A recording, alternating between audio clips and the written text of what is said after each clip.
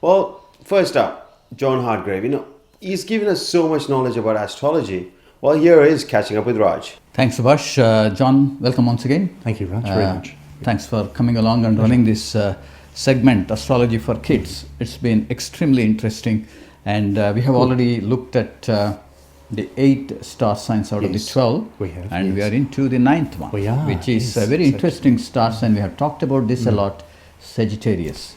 Tell us more about it. Yes, sure, Raj. Well, Sagittarius runs from November the 23rd to December the 22nd. The element is fire and the symbol is the centaur. That's half man, half beast firing the arrow. And that firing of the arrow in many ways sums up the Sagittarian child because they love adventure. They're very interested in the world, exploring the world. You need to keep them busy. They're not the sort of child to sit in their pram or their crib and stay there for too long. They'll want to get out. They love sport at an early age, and you can see their skill, whether it be swimming or athletics or cricket.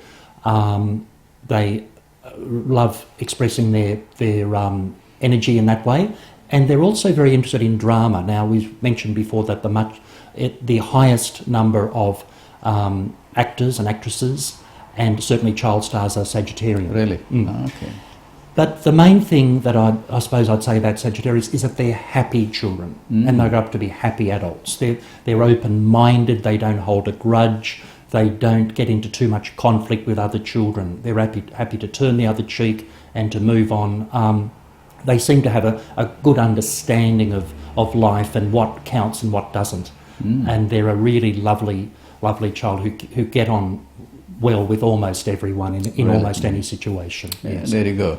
Yeah, no wonder that we have been talking about Sagittarius so much. And what about their compatibility with other star signs, John? Well, again, they get on really with almost anyone, Raj, and it takes a lot to ruffle their feathers, but we'll go through the 12 signs to see how they get on. They get on well with Aries because they both love sport. They get on well with Taurians because they both like bushwalking and gardening and getting out and about in nature. Gemini and Sag, they're both very interested in the world. I'd be keeping an eye on them if you've got them together for too long. Sag and Gemini, can get up to a little bit of mischief perhaps. With Cancer, they're quite different children, different energy level, but they can learn from each other. With Leo, both fire signs. They're both very busy and both like socialising and joining clubs and associations. Virgo, they're very different. That might be the one sign that doesn't get on too well, but again, they can learn well from each other. With Libra, they're both very sociable signs. They both love getting out and meeting new friends and taking up new experiences. Scorpio and Sag. Now, Scorpio again may not be a good match for them, but they can work on that together. Scorpio tends to be a little bit intense, perhaps, for the Sag. Sag and Sag, well, they're going to get on well. They both love their sport and their bushwalking and so on. And also higher studies in high school and university. They both love learning new material. Capricorn and Sagittarius would be good doing assignments together, but quite different by nature, but they learn from each other, and that's part of the journey of life, isn't it? And with Aquarius, they would be very interested, as was the case with Scorpio last week. Sag and Aquarius get on because they love connecting at the mind level, exploring issues. And finally, with Pisces, they're quite spiritual and they share a spiritual interest together. So that's just a little walk through the 12 signs there. Yeah, well, Sagittarius, at the outset, you said can get along with anyone.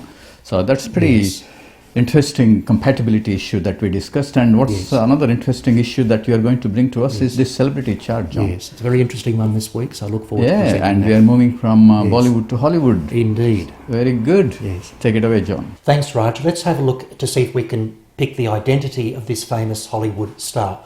Now, this is a natal chart, and the coloured magnets on the board represent the planets, and they're labelled here. So let's have a look at them. The first thing we look at is the sun is in the sign of Gemini. The rising sign that was rising on the eastern horizon at the time the star was born is Cancer, and the moon sign is Aries. Now, the first interesting thing that I noticed when I did the chart was that the planets, Venus and Jupiter are in very significant positions. Now, probably the astrologer who's done the most research into this statistical evidence of astrology, Dr. Michael Garquelin of France, showed that the planets in these positions have the most influence in a chart, in the personality of the chart, and in the career path and motives of an individual. Venus represents the arts, and we can then say acting, and then Jupiter is the humanitarian. So this Hollywood star uses their public profile to promote the humanities and humanitarian projects and charities. Now, let's have a look though at the two planets down in the lower part of the chart. Now, you have Uranus and Neptune respectively in the houses of the family and of children. And so this Hollywood star has some very, perhaps some might consider out of left field understanding of the ways in which she can help people or children in poorer countries. So you have a little think about that. And the last thing I'll talk about in relation to the chart is the fact that I think that the time of birth that's advertised for this Hollywood star is actually wrong by about an hour. Now that doesn't change what I've already said about this Hollywood star, but what it will do is move the moon from the 9th house to the 8th house, and will account for a lot of those activities that this Hollywood star has done in the past, which could be considered by some people to be a little bit dark.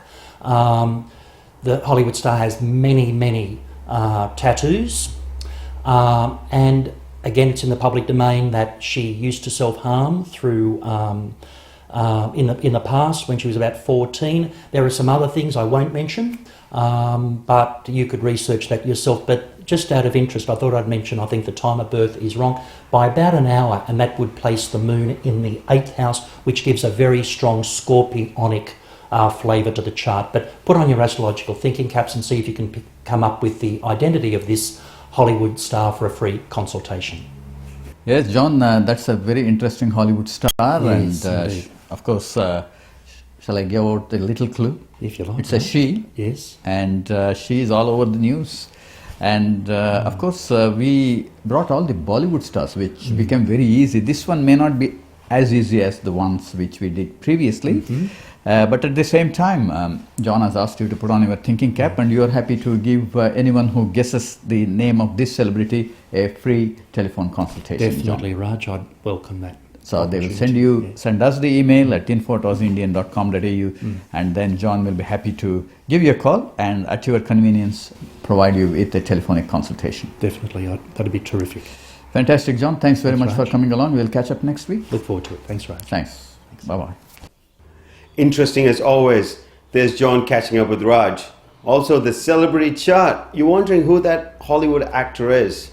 Well, you know, she is really sexy. Also a high-profile actor. She's dating a high-profile actor. Has got some kids with him. And also she was in Mr. and Mrs. Smith. Well, that's all the clues I can give.